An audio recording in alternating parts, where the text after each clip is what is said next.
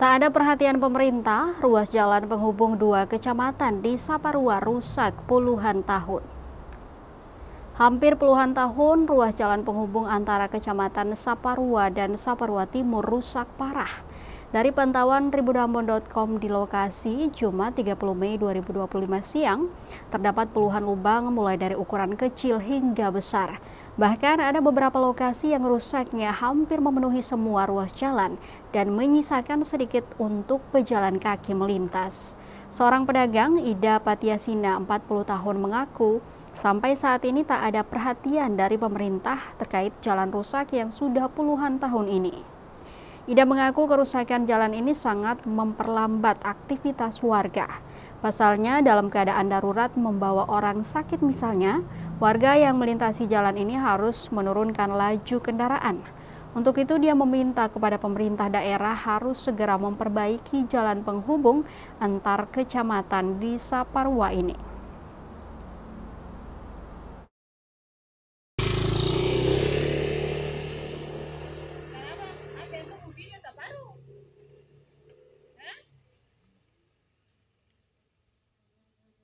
Apa lempar nih?